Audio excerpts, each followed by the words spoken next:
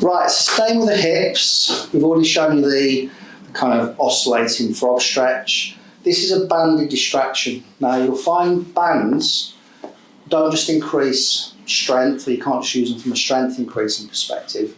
They also provide a distraction force into the hip joint.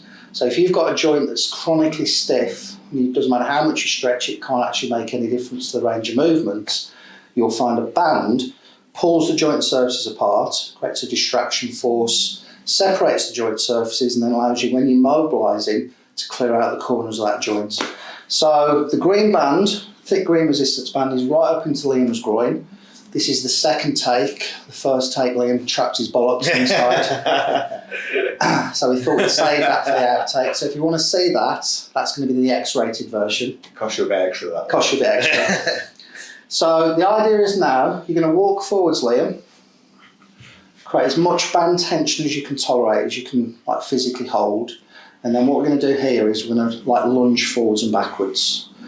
So lunging over that front foot, using the band to pull you back to open up your hip joint. Where do you feel that, Liam? Right, all up in here. This is my preferred one for this movement, to really open my hips up. Like, you really feel like it opening up once you're doing this one.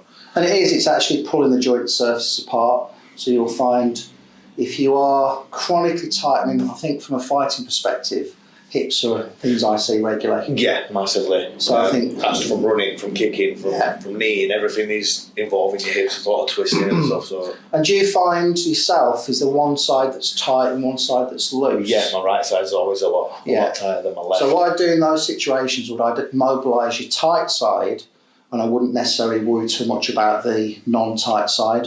So is your stance leg your right leg? Is that predominantly your stance leg? It's my back leg. Right. But there's a lot of twisting and stuff that's coming from this side. Yeah. So if you've got a chronically tight hip and you've done the frog stretch and that doesn't really hit the spot, try your banded distraction. Do it both sides, but spend a bit more time with this particular movement on the side where you've got that chronic tightness. And you'll find that by the time you've finished 30 seconds on here, you'll be in a much better position. Your hips will be nice and open.